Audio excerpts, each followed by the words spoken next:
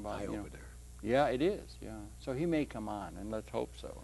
We'll let the audience know that. In the meanwhile, we'll talk about something really revolutionary like binary economics. I'm ready. All right, good. Do my...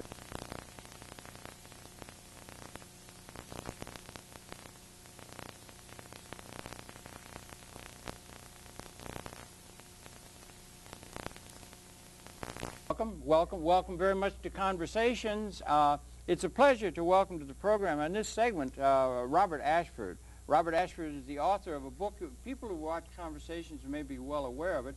We'll show it quickly how it looks in the bookstores. It's called Binary Economics, The New Paradigm.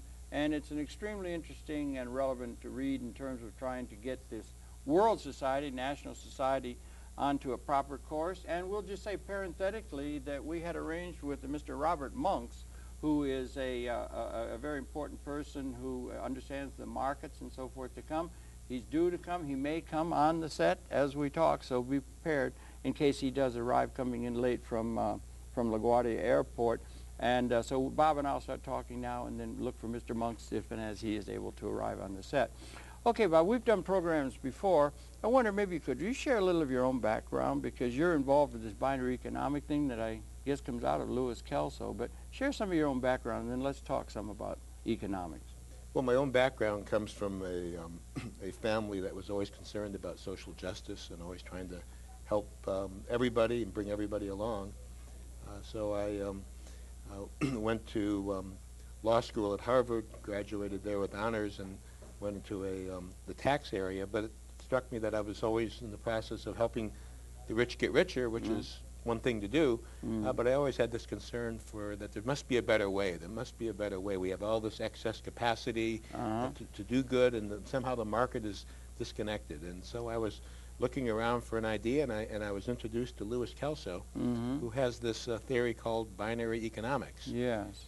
Began studying it, and when I read his idea, I began immediately reading all the other sort of maverick ideas about economics to say, well, if this one's good, maybe there's some others. But this one stood out. This idea of binary economics stood out as a way to enable poor people to become sufficient, autonomous, and richer without taking away from the rich. A way to take the unutilized capacity that we have and employ it for the benefit of everyone. The unutilized capacity. That is, we have a productive capacity that we're not able to realize because there's a flaw, perhaps, in the basic policy grounding assumptions of the system itself. Sure, certainly. If you can imagine, if I could make you the czar of the world and said, Harold, feed and clothe and shelter the world. However difficult it would be today, it'd be easier than in 1903, easier than in 1803, easier than in 1703. So there's something big going on that has this capacity increasing that we don't use.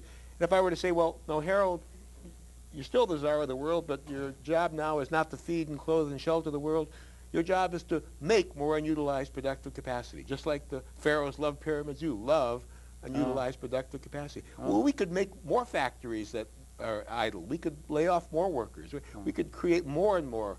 So there's this. Now, the remarkable thing, and Lewis Kelso saw this, is that Adam Smith, Marshall, the person who brought us neoclassical economics that really drives the Republican Party strategy, Keynes, all of those people have no solution for this problem of unutilized productive capacity. That would be virtually all of the economic theory that underpins the system, left and right, and there's something more needed other than what has traditionally been the political dialectic. Now, of all the people, Keynes recognized unutilized productive capacity. His system came into vogue during the Depression, when unutilized productive capacity became a politically undeniable fact. Today, you won't hear people talking about it. And that is because people are able to get access to a certain amount of what is able to be produced through these labor relationships and so forth. So Keynes saw it. He saw the problem. We had in the Depression, we had huge levels of unemployment, so people were really suffering because they had no way of having income. But we actually have more unutilized capacity today than we had then. We have more unutilized capacity to produce goods and services for the world citizenry today than we did then. Is this can be documented? Well, it certainly can be documented. And of course, you employ this unutilized capacity. Now, Keynes reduced the economy to 3 variables: time, money and labor. It begins to look like, thank goodness, we are able to welcome to the set Robert Monks. Hi, Bob. How are you? Could you just mic yourself there, please, and just move the chair over a little, and just put him on. And we're very happy. He's just come in from the airport, and I'm really happy to welcome you to MNN in Conversations. Welcome to New York. Yeah, you're a little delayed. So this is Robert Monks then, and Robert Monks. Could you mind if I show the book about you, Bob? Not at Let all. the people see it. He's a force of nature, some people say, in terms of understanding the political and economic system. Among other books, this is written about him to show you what it looks like. It's called A Traitor to His Class. And he's written other books and written definitively in terms of understanding the modern market system and so forth. And Robert Monks, welcome very, very much to Conversations and so forth. Bob and I have just started about 5 minutes into the program, and we were talking some about his binary economics, but I wonder if maybe you could share a little of your own background with the audience, and then maybe we could talk some about markets and the capitalist system and so forth as you see it. Could you share a little of your own background, please? Well, as you can see, I'm an old man.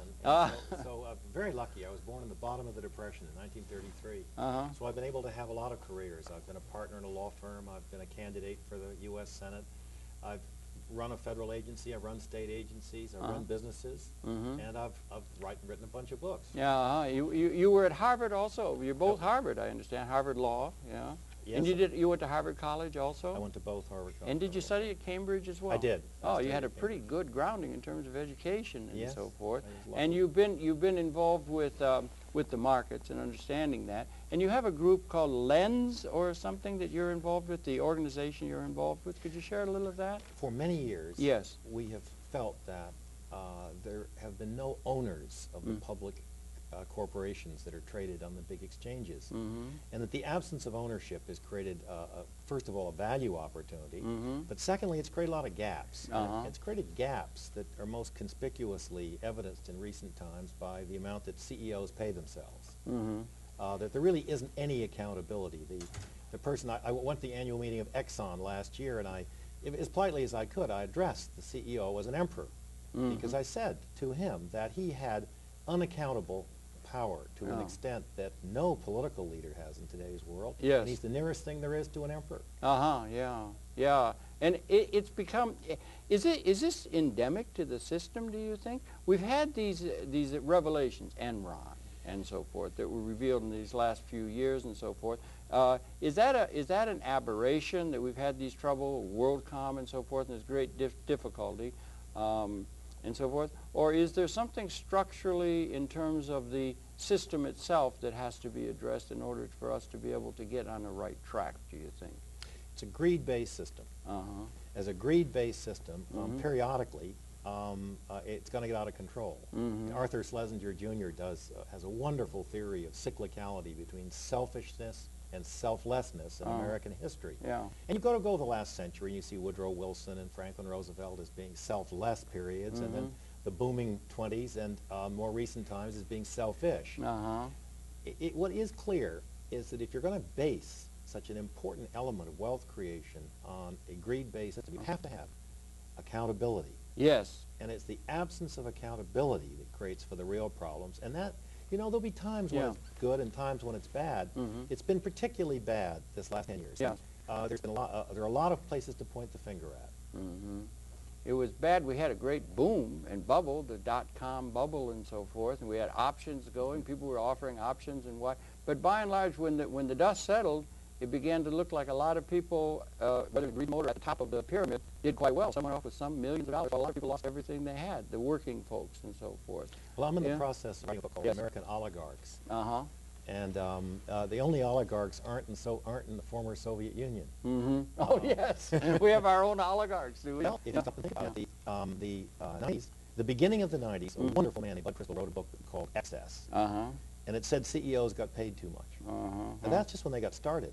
In the decade of the 90s, they're paying 1,000%. Amazing. Amazing. Now, that amount of money was represented essentially by options on 10% of the outstanding stock of the publicly traded companies in America. I'll be darned. And yeah. you know what the market levels of today? That's about $1 trillion. Yeah. Well, yeah. give or take, that's getting to be a fair amount of money. Yeah. So we have the American oligarchs took their money out that way, and the Russian story is a fascinating one on their side. Yeah, that fellow just got arrested by Mr. Putin. Do you think it signals a clash between the oligarchs and the politicals in Russia, do you think? Well, you know, I know next to nothing about it, but there seem to be two possibilities. One is that it's a return to an authoritarian state, and the other is that it's what we don't have in this country. Somebody expressing the public interest and saying, you took the money, you shouldn't have taken it, and we want it back. That's right. Well, we have, there's a chance, I think we may be having in Manhattan, Mr. Levitt might be coming in later today to talk or do a program and so forth. We have Elliot Spitzer, we have some people that are doing things, Securities and Exchange Commission, Mr. Pitt's gone now, and there's a great deal of ferment here. But you have, if I've read some of your book, you have an interest in the fact that the shareholders, and it began with mutual funds to get dispersed out very widely, so that the attention to the interests of the shareholder owners of the corporation, there's not been adequate, because it by default went to the management, and that there hasn't been adequate attention by shareholders to a shareholders movement in order to have transparency and proper oversight. Do you think that's a major problem that should be addressed?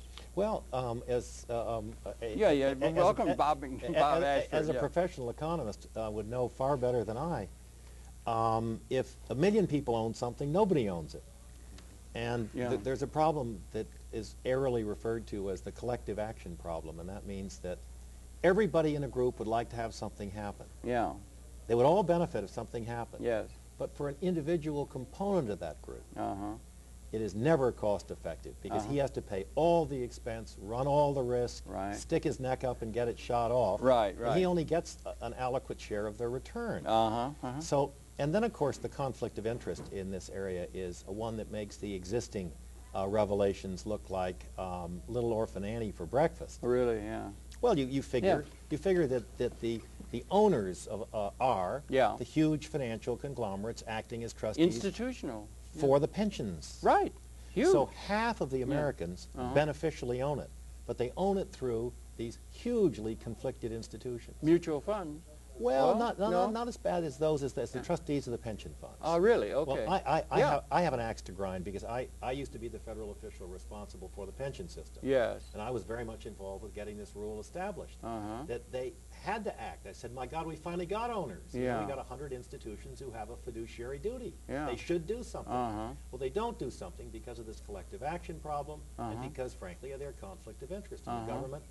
I mean, God bless Mr. Spitzer. Yes, that's what I say. He's done a good job. But Spitzer is absolutely terrific. Oh, we have a fellow, Melvin Weiss. Do you know Milberg Weiss, the law firm? They have a big lawsuit that's targeting the entire financial industry, you know, and it's coming forward in the courts now. I'm affiliated with Milberg Weiss. Are you? Yeah, okay, yeah. Well, we did a program with him a couple of weeks ago or something. Well, his partner, a man named Bill Larac, is the person with whom I work, and we attempt to get into the settlement of these damage actions and require companies to change their governance. Yeah, we've got those class action things that are passable after, I guess, about 1965 or so they started doing it. Well, Mel invented it. So if you had him here, I mean, he invented it, and a very imaginative guy. He invented it, I think, to try to get back Holocaust money. Yeah, he has done it, too, I think, He's done incredibly well. But now you got this huge suit against the entire, you got 55 defendants, and it represents the entire financial industry, as it were, in a sense. But anyway,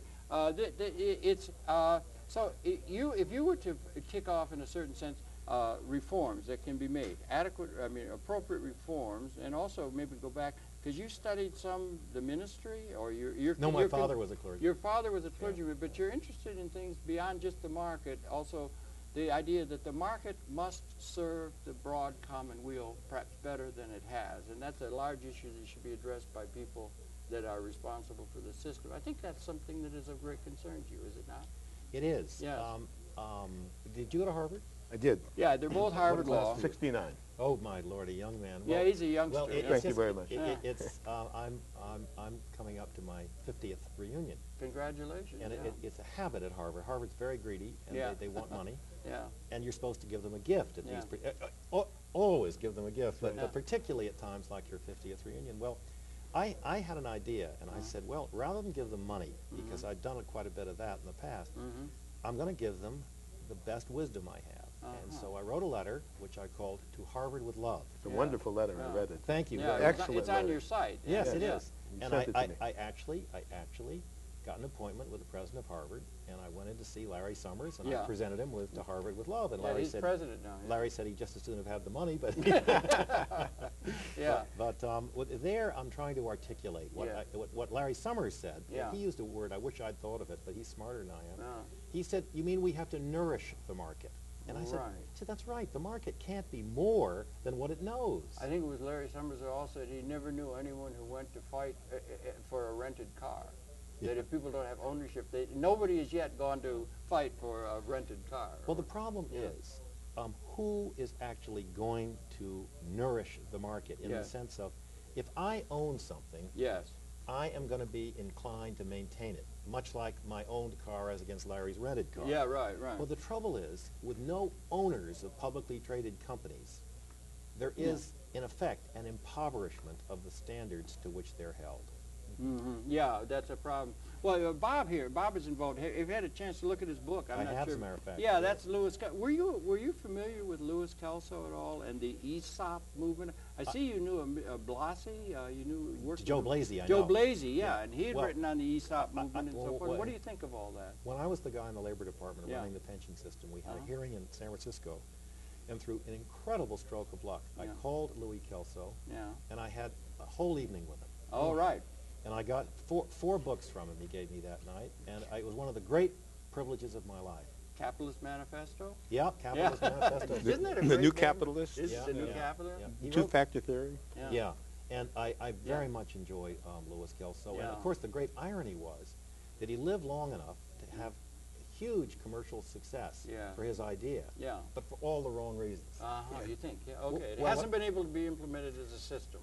It has, but it was sort of bubbling along like a lot of my ideas without setting the world on fire. Know the feeling well, do we? Bubbling along with good ideas. Then the Delaware court said, in one of the most egregious examples of judicial whoredom, that the creation of an ESOP by the Polaroid Board of Directors, that under Delaware law was effective to defeat Roy Disney's effort to buy the company, was legal. Now, once the managements realized, hey, all we have to do is create an ESOP and put ourselves in as trustees, so Louis got all the business to create these ESOPs, but it had nothing to do with his idealism or his wonderful notion of, well, I guess you'd call it sweat capital as against bricks and mortar capital. Well, you say. Yeah, well, he's a real good voice of it. Continue. It's interesting that I think our work, the work you're doing, which I'm very much an admirer of, and the work of Louis Kelso, they're really very much in harmony,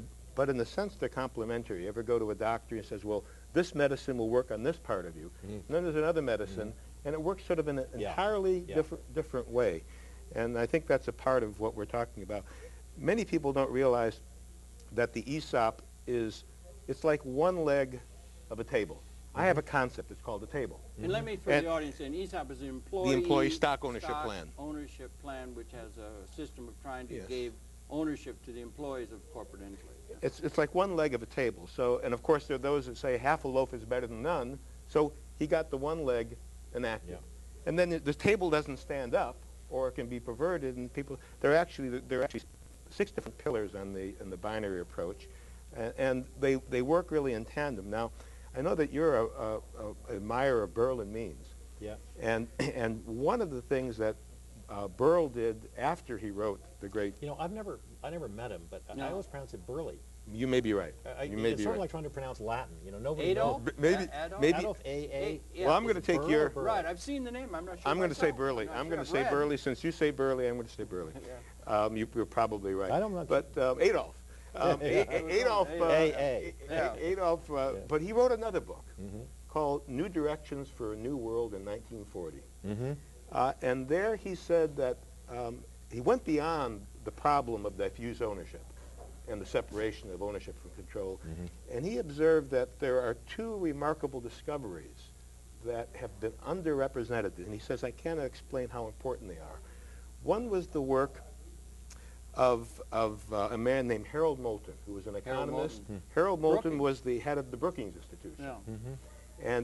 And what he demonstrated, and it sounds like, in some ways it sounds like mirrors and smoke, but what he demonstrated to Burrell's satisfaction is that the distribution of ownership, that you do not need to rely on existing owners to form more capital. That is to say, this notion that we have to tighten our belt in order to have growth is actually an illusion.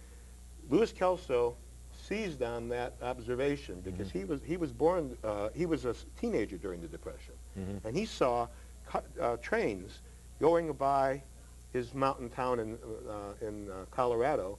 The passenger trains were empty.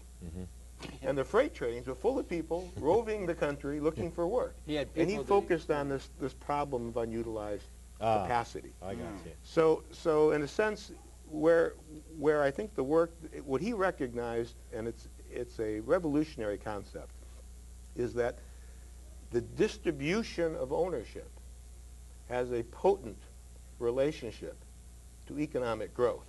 So looking at, I was saying, if we made you the czar of the world and said your job is to feed and clothe and shelter the world, however difficult it would be in 2003, it'd be easier than in 1900, easier than 1800, and easier than in 1700. We're progressive. So there's something huge. And if I said your job is to forget about feeding, clothing, shelter the world, your job is to make more unutilized capacity. Right. You could create hundreds of more factories that we didn't need, or we're not, or that we couldn't utilize. Now the interesting thing is that America's 3,000 largest companies, which are the ones that you're significantly concerned with, yes, we have the end-run problems. Yes, we have the problems of the officers taking too much money. They don't do it in Europe. The CEOs in Europe don't seem to need this 100,000-fold multiple. But Louis Kelso would say, Bob, that's, believe it or not, as big as it is, in his view, it's small change, because these 3,000 largest companies could profitably feed and clothe and shelter the world. The reason they're not producing more is not because their unit costs are rising. Every prime creditworthy company could make more of what it's making now at lower unit costs. He said, well, even as rich as the ripoff was of Enron, it's still small change compared to the fact that if corporations started the systemic process of broadening ownership, not just to employees, but also to consumers, to welfare recipients, the capital that buys itself for the rich can buy itself more profitably if all people are cut into the work. He would observe that almost all capital is acquired with the earnings of capital, not with the earnings of labor. So if I were to go to my TIA pension fund, and I would say, well, I've done pretty well. I was born on the right side of the baby boom. I'm doing fine. Is there any way that your holdings, your fiduciary duties, any way we could rewire the economy so that we not only deal with the greed factor, but we deal with something else? We enable poor and working people to acquire capital in the same way that rich people acquire capital. What do rich people use? They use the pre-tax earnings of capital. They use insurance mechanisms. They use credit. They use collateral. They use a friendly monetary policy. Well, if Kelso was right, the same mechanisms could work for the poor too. So I certainly subscribe to your notion that we have these greed cycles and things go in vogue and that. But I think where Louis Kelso would say there's one thing beyond that, and that is there's a structural problem. And the structural problem is that the poor people are not enabled to acquire capital in the way that the rich people do. And there are two keys. There are really two keys to that. One is collateral. Poor people do not have collateral to get that first leg up. I mean, you can understand capitalism by saying if you can buy an apartment building, if the rents will pay for the building, then after it's paid for itself, you have income. Right. Now, if you can get 100% financing, that's a sweetheart deal. But if you can't get that 100% financing, you need the collateral. Kelso said, but we have capital credit insurance to do that. And so he said, if we want to democratize. Now, think about America's 3,000 largest companies. And let's suppose we set up a system like Kelso proposed. And we have a capital cost recovery period of 7 years. And these companies, just for the illy-imaginated purpose, because they listen to you and they say, well, we got a spread. And they say, so They do in 1 year, they do a certain amount of capital this way. In year 2, they do a certain amount. In year 3, do a certain amount. That means in year capital cost recovery period of 7 years, in year 8, 1 year's worth of capital is paid for itself. Now it's beginning to pay income to employees, consumers, welfare recipients. In 9, 2 years worth of capital. In 10, 3 years worth of capital. Now that means there's a consumer base that's growing because of ownership. So in year 4, Coca-Cola and Pepsi say, hey, wait a minute. In year 8, there's more consumer demand, so we have to begin investing more. As long as we have unutilized capacity, the distribution of ownership can be infinite. Will promote growth. Until that point. You'd call that binary growth. And that's we call binary growth. Distribution what do you think of that? Oh, I think a lot of it. You know, there's first of all, you know, we have ESOPs largely because of Russell Long. Yeah, I love Russell Long. And Russell Long's aide for many years is a man named Jeff Gates. Oh, Jeff Gates. I know Jeff. Well, we've done 3 or 4 programs. Yeah, Gates is really the great scholar of this, and Gates is hugely interested now in the allocation of resources. But interestingly enough, there is a very clever Australian scholar named Shan Turnbull. I know them both. Yes, know them both. And Shan Turnbull is very much of the view that there comes a time when you've gotten enough of a recovery on capital, and that therefore, in his view, it ought to go over for redistribution. Shan isn't as imaginative. I mean, Louis Kelso's ideas are really original and brilliant, and they, in a sense, talk about how do you generate, what's the generative factor of wealth.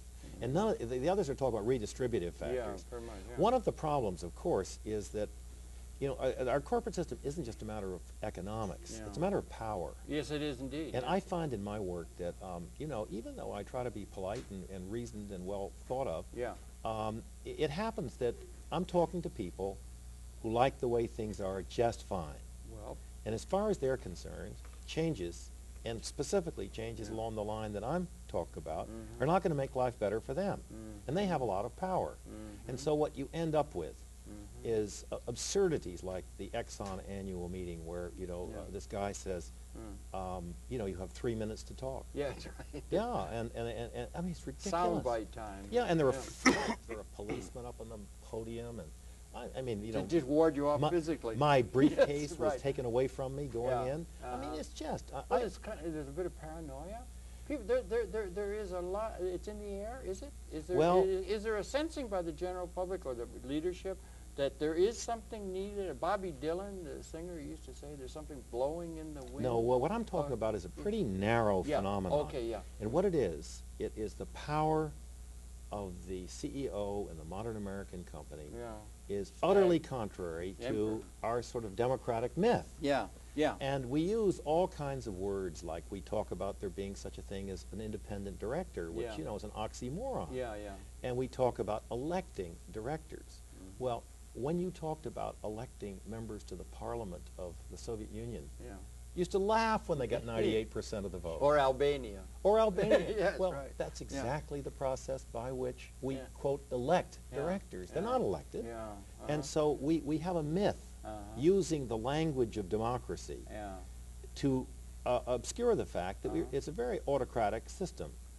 Do you think it's fair to say that the system we have, with the technology becoming more relevant to production vis-a-vis labor on one side, and the technology and capital assets becoming more responsible for production through time, and yet the ownership has traditionally been limited to effective ownership, maybe 1%, close to 50% of the assets owned by the upper 1% now? I don't know if that's maybe 45%? No, on the public companies I'm talking about, control of the companies rests in 3 federal agencies that already exist. The Department of Labor under ERISA, the SEC under the Investment Company Act of 1940, and the Federal Reserve under various banking acts. Now, between bank trusts, mutual funds, and pension funds, that's over 50%. The federal government has the power to define the scope of ownership obligation. If you got those 3 people in a room and said, guys, you're responsible for the American economy. You put out rules for what the trustees should do, and you enforce them. Now, the record of the Department of Labor on enforcement is 0. They've never enforced anything. The record of the SEC is front page news. Harvey Pitt, Well, is it the personality of the chairman or not? Harvey Pitt was a man who knew where the bodies were buried, and he was very, very good. I mean, Harvey made a lot of proposals. He had a tin ear politically. Oh, really? Okay. But he, as far as a number of his predecessors are swanning around now with reformist veils on. Yeah. But let me tell you, that's been a dead agency for 20 years. And they're also maybe underfunded in terms of trying to. Is it a case you hear that they're underfunded in terms of the amount to be covered? Hey, they have 10 times the funding that the Attorney General of the state of New York has. And Elliot Spitzer. Look, this He's isn't done a lot. This isn't something it's not that. It's not the money. No, Okay. it's just you get a dead bureaucratic atmosphere. Yeah. In the case of the Investment Company Institute, the a trade association for the mutual funds, it was widely known that the SEC was their wholly owned subsidiary. They co-opted them. Wholly owned, right? Yeah. You were responsible for an agency that oversaw ERISA and so forth? Yeah. That's a huge operation. What was your experience within the federal system and so forth, trying to get some things done? Well, as you can or tell, maybe you don't want to share it on as you air. can probably tell, talking to me. You know, I'm proper. Well, put it to you this way. Yeah. I was working in the White House. Yeah. Not actually. Everybody who works anywhere near the White House says they're working in the White House. I was working in the old executive office building. Yeah. For the then Vice President Bush. Yeah. And I really wanted to get involved in this pension area, and I'm the only Republican ever to leave the White House to go to the Francis Perkins building to work. And I arrived there, and I knew quite a bit about it, as I'd run a bank that was a fiduciary bank in Boston. And I'd had to deal with ERISA, the law, and Form 5500, and with the administrative apparatus. And the one thing I really was tremendously overjoyed by was the top staff. They were first-rate people. Really? Yeah. And they understood the problem, and with them and we managed to work to get this notion of ownership responsibility made part of the ERISA law. All right, yeah. And now the next question, 20 years later, is to try to get it enforced. Yeah, right, and implement it and so forth. But you come up. But I was saying before, I was trying to say that the economic theory that informs the political process in a certain sense. You mentioned Keynes. I wonder if I could ask you. You've studied economics and that sort of thing. We had Keynes. We had the demand side of Keynes. So remember, Mr. Nixon at one time said we're all Keynesians now, along about 1972. And then we have Van Hayek. We have Schumpeter. We have Friedman and so forth. Could either of you two gentlemen inform me, what is the basic economic theory that informs the political process operating our economy and therefore the world economy now? Who are we all now, if we are anything? Or what is the theoretical basis under which we're trying to steer this big ship, the global economy? What?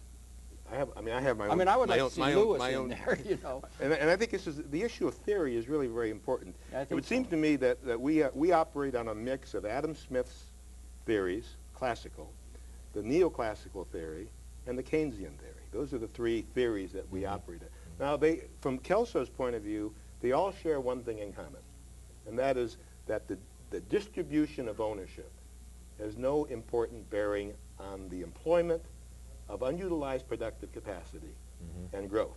Now, Keynes was very concerned about the distribution or redistribution of income. But to a lawyer, distribution and redistribution are like night and day. They're fundamentally different. Right. So Keynes's approach was to distribute or redistribute income. Now, you mentioned Gates, and you mentioned Turnbull. Now, I know what Louis Kelso thought about Jeff Gates, and what he thought about Jeff Gates is that you have buried my theory. You will not talk about binary theory. You will disown binary theory. So we don't have a theory there. You can say that Jeff Gates does a lot of good. I think Jeff Gates does a lot of harm, and I'm being candid, because to take an idea and to bury its theory, and to have all the entry to all the rich people in the world and say, I stand for broader ownership, but to bury theory is wrong. In fact, I think it's morally wrong. And by the same token, Turnbull says, well, Kelso's theory is fine, but we need redistribution. If you were to examine the one thing that stands in opposition to most people's helping poor and working people, it is an antipathy to redistribution. Right. And the one thing that has been done very harmful to Louis Kelso's cause is to confuse it with redistribution. When I say capital has a potent distributive relationship to growth, that means that every element of growth that describes because companies decide to broaden their ownership this way, there's not a pennyweight's worth of redistribution. every dollar that an employee or a consumer or a welfare recipient earns in year 8 of this process is a dollar that their capital is paid for. So I think theory is critical, and the one thing they all stand in common, right, left, and center, is this notion that the only way to help poor and working people is to redistribute, and for the government to command. The remarkable thing about Kelso's idea is that there's not a pennyweight's worth of command in that process, and it's that theory that will change the power relationship. It allows if for example, the people who lead the blacks in this country were to demand capital ownership, it would change the political dynamics overnight. If the labor unions were to say, no, we need to acquire capital with the earnings of capital, it would change these dynamics overnight. Now, you're still going to get the Enrons and those sorts of things, and there's a moral issues involved. But the idea that capital has a distributive relationship to growth is not a moral idea. Well, you know a very interesting thought. Yeah. Take a company like Exxon, for example. You know, Exxon hasn't been in the markets for money for 30 years, 40 years. Exxon buys back regularly a lot of its stock. I'm not sure, and I'm sure that I could be proven to be wrong, but just as a hypothesis, just think of Exxon being able to operate without any capital. Well, you mean financial capital? Yeah, any financial capital. But real capital it needs. Yes. Yes. But think of financial capital, because that's what the market is evaluating all the time. Yes, but you know, but so the thought is Exxon or another or another the economy. Very large companies have got to the point where in theory people talk about the New York Stock Exchange being necessary to raise capital. Hey, the New York Stock Exchange takes more capital out of the market every year than it puts in. Is that a fact? Yeah. Really? Yeah, on buybacks. So many of this whole notion, I'm trying to see if we can tune into the same string. Wavelength. And is that the role of sort of the traditional financial capital, which everybody's eye is on, is vastly misconceived, because very many of the largest companies don't need it. Well, what you say is correct, but I think it's critical to distinguish, and economists don't, between real capital, which is on the left-hand side of the balance sheet, and financial capital, which is on the right-hand side. It's the difference in assets and liabilities. Right. It's in fact, the whole double-entry bookkeeping is the role of private property. And one thing that's important is that when Kelso said that the capital that buys itself for the rich can buy itself even more profitably if the poor can buy it. Even more profitably, because the distribution ownership will promote more growth. Binary growth. Binary growth. But his point was that capital cannot buy itself for poor and working people unless the full earnings of capital, that is to say real capital, are paid out to them. Because the lender can't loan unless the full earnings. So if you eliminate retained earnings, then the Exxons of the world cannot operate without a discipline, and in that situation, in fact, if Enron had to pay out its full retained earnings, you couldn't have had those scandals, because you could only have financial scandals and bookkeeping, cookbooking scandals when you have huge retained earnings that you can hide and then siphon out in other ways. So it seems to me that, again, what's going to replace, if it could, if you want to come in, do on this, but what's going to change, what is necessary? You say I think Charles de Gaulle took a thing off Harold Moulton. He said to rely on savings alone, it's created a perpetual class struggle. It's a monopoly. And that there has to be some way, like the logic. I'm a layman. Well, I think what Kelso is saying, and what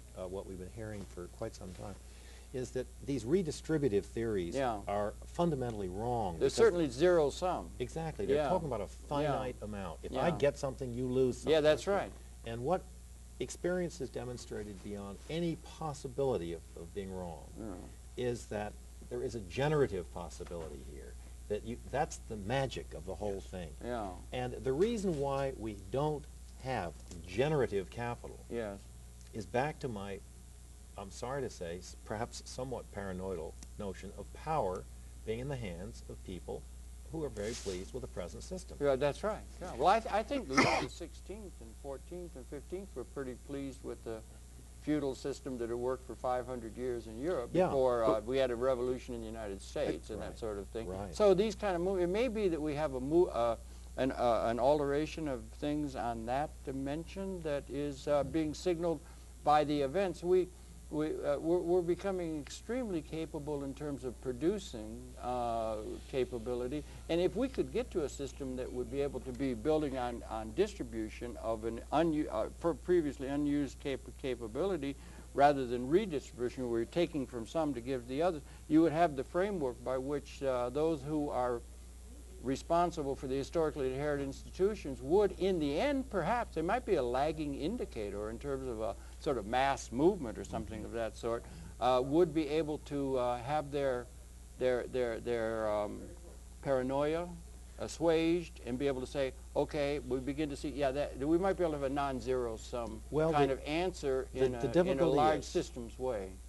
I think what you Perhaps. say is absolutely Hopefully. correct, Yeah. but the difficulty is that even though it doesn't take from those with present power, it dilutes their power because Well. it spreads it more widely. But that's And true. Democracy but that's diluted what, divine right of kings, didn't it? But see, Yeah. here is where Yeah. here is where you Yeah. have to understand. Yeah. It isn't economics. It's power. Power, yeah. And ego, power yeah. is there is a resistance to being diluted. But it might be here's- the ontology, for want of a better word. The overall capability has changed. So the technology is evolving so rapidly. We're getting breakthroughs in every discipline now lately. Something is going on that we have the capability. And if I may just bring in a kind of philosophical thing, Letterberg and so forth, we've been around 200,000 years, the Homo sapien. Now, they tell us, 10,000 generations. And it was somewhere between the end of the Second World War and now that the destructive capability of our extended consciousness technology arrived at a point where we would be able to destroy the whole species, probably around 1970.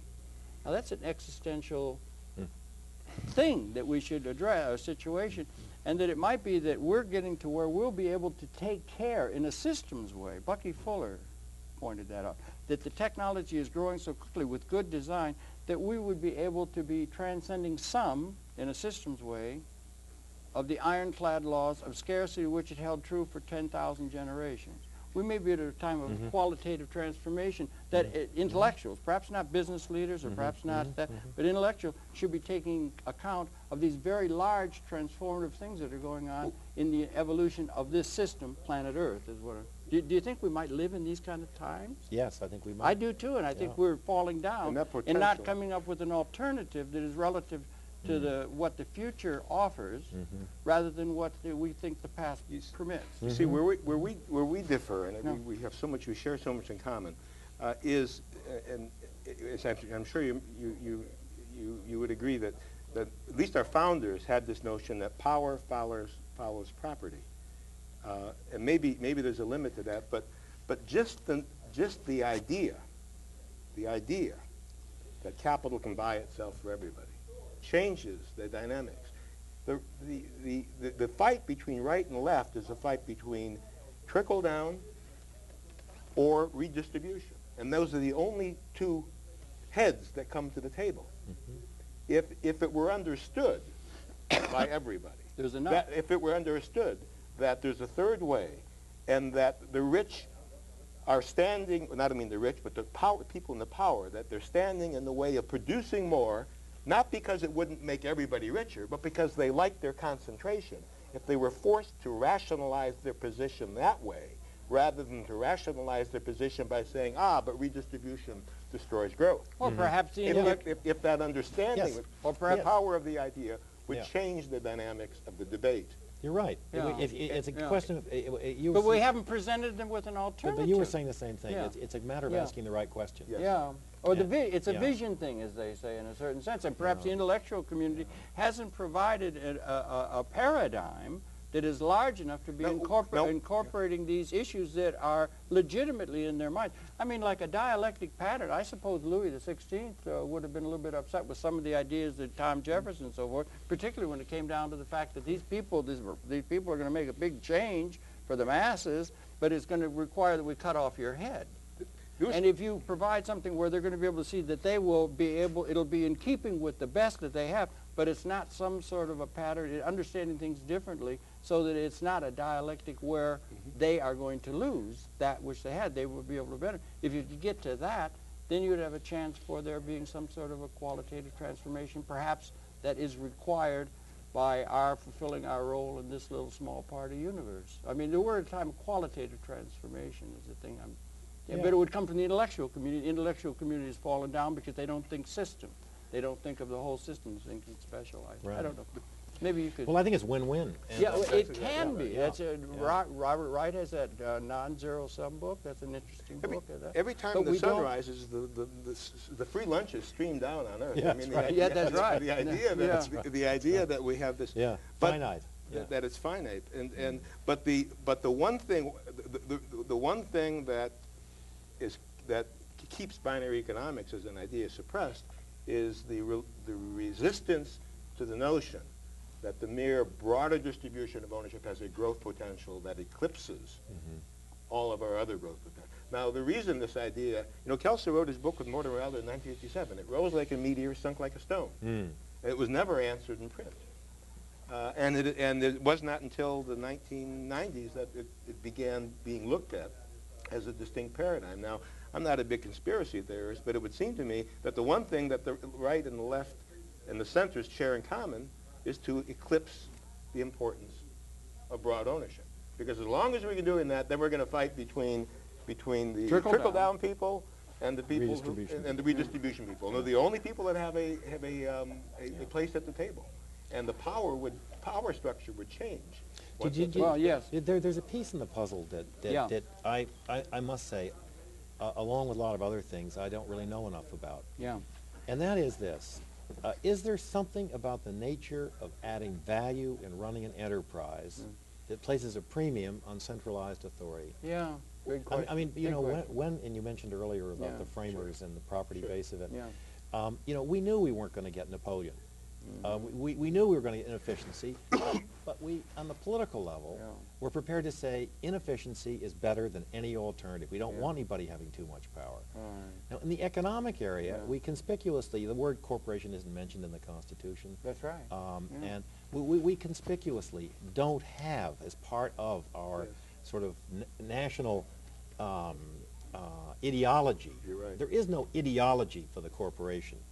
Now, and I keep wondering, I spent a lot of time in England, and they're, in many ways, way advanced on the subjects that we're talking about here, far more interested in them than we are.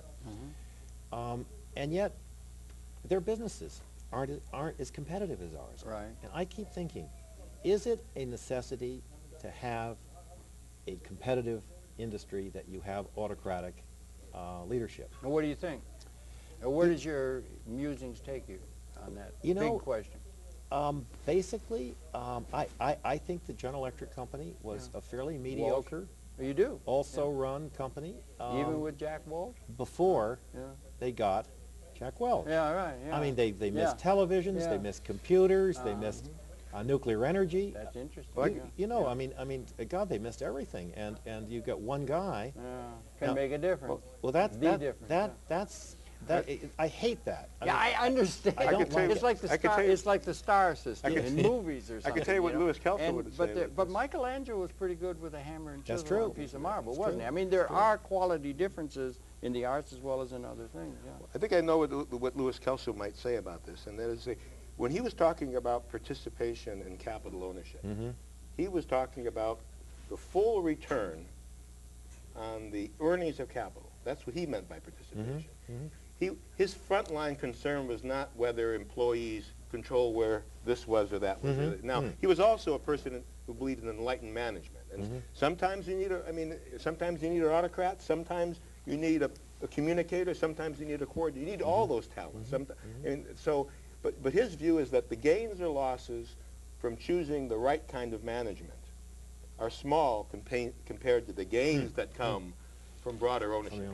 His idea of participation was that, and he saw the corporation as being a marvelous structure for organizing the production of goods and services over really almost a limitless scope of production. So sometimes it seems to me we want a mix of hierarchies, but that is to say a mix of hierarchies, democratic, and there are gains to be said on both sides. On both sides, But his point would always be that isn't the critical point. That's his view of the Industrial Revolution was this: you haul a sack a mile, you're exhausted. You put 5 sacks on a horse, you go twice as far in half the time. Capital is doing thousands of times more work than mine. Particularly when you get to a big and truck. Capital both in Capital both they put 10,000 sacks. And I don't want to put it on the horse, because the horse should be out in the pasture. Yeah, you got to feed the horse. No, but he should be out in the pasture. I mean, he's a sentient creature. I think we have an ecological thing we've got to be aware of. Well, you know, your comment on the horse brings us back to Burley. One of his books, he's writing about shareholder activism. Yeah. And he's talking about, he said, look, if you own a horse, you have to feed it, and when it dies, you have to bury it. Yeah, that's true. And that's true. that's one of Burley's books. And you know, that was true of slavery. There is another piece of this puzzle that is a very difficult one. Yeah. Okay. And that is the relationship of this corporate power to political power. Yeah. And our history has had all kinds of examples when the New York legislature was a subsidiary of the Erie Railroad, which is a subsidiary of Jay Gould, and you know, all that kind of stuff. David Corton said corporations rule the world now. David Corton does say it, and he says it very lucidly. Yeah. But I think right now it's important to raise that question. Yeah. Because I don't know whether it's a function. See, I think if you had wider spread ownership, you wouldn't have this problem, because the corporate system would then rest on a legitimate basis. Already, if you look through an economic democracy. Yeah. The way things are actually produced. Well, what I'm saying is definitely second best.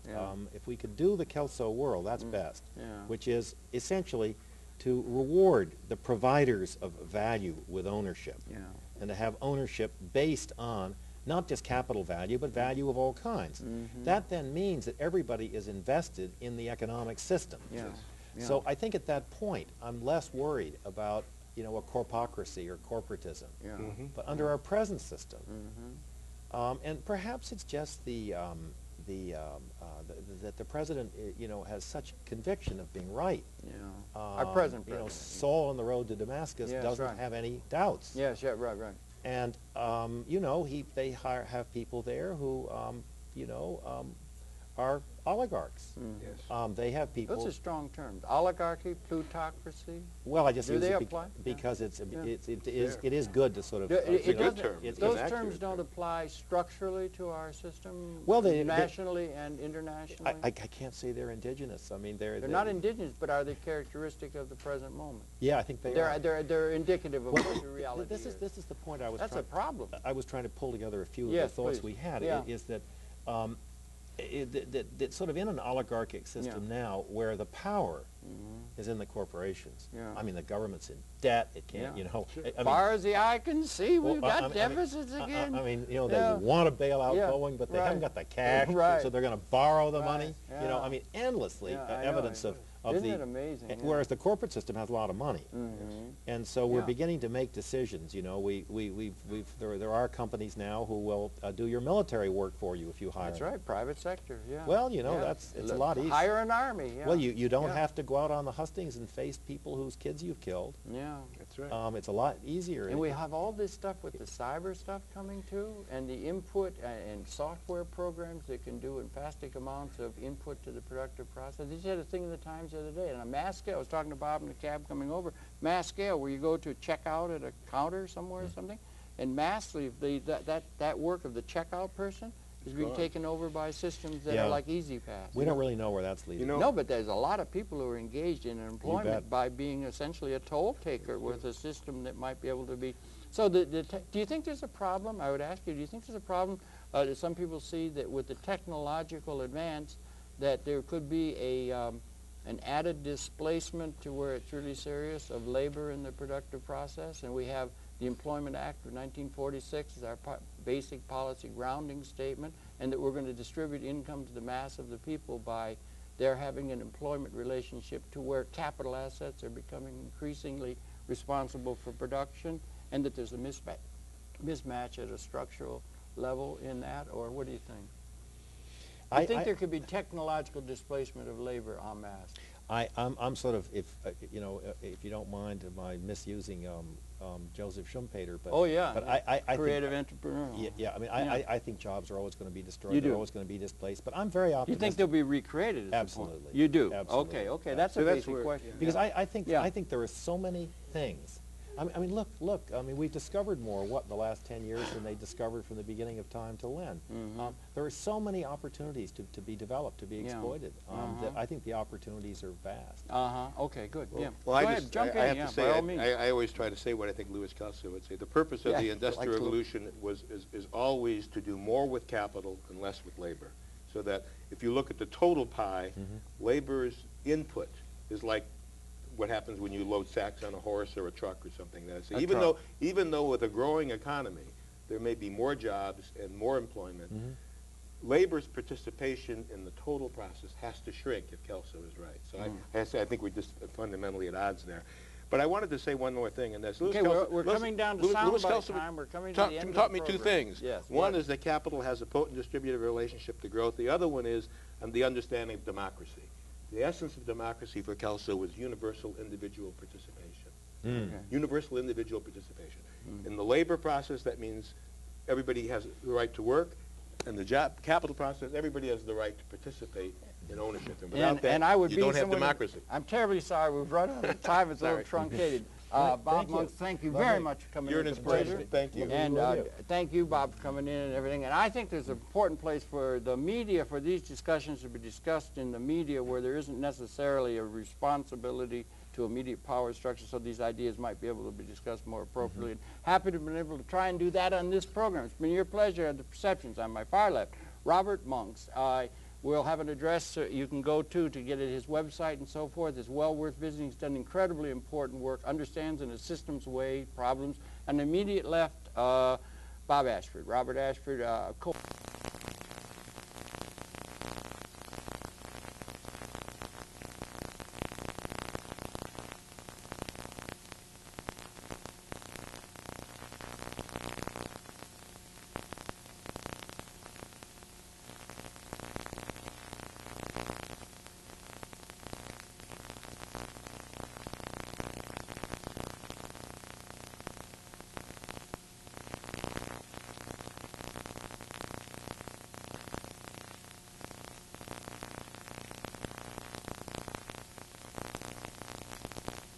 So I had to go to the Midtown Tunnel. We're still on the air, so we're just chatting. No, it's all right. That's all right. Welcome to MNN. This is the facility for what they call access programming. This is the Time Warner facility in New York. And it is open to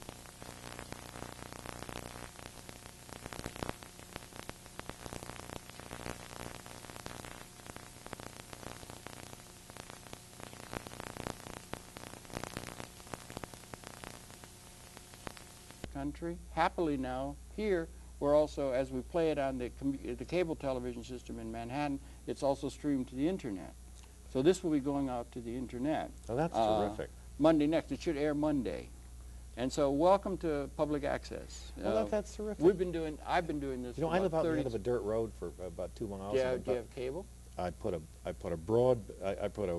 heavy access fiber optic cable in. Well, then you would be able to see I get everything. You would be able to see the program on your computer, full screen. But you can And give them a I'm tape, putting right? together. Well, that's where I see C-SPAN. Yeah, I know. Yeah, that would be. But this was on this is on the Internet also. You see, this will not be on your local cable system. Well, it won't be on C-SPAN. It's the same with C-SPAN 3. Yeah. I mean, that's not on the cable system. That's on the computer. Well, no, I get it on cable. C-SPAN 3? Yeah, sure, I fine. get it on cable. Yeah, Brian Lamb's one I- of my heroes. You know, I couldn't live in a universe without C-SPAN. I don't think. Yeah, you know. it's really terrific. But they're streaming it. I think there's a great future for television.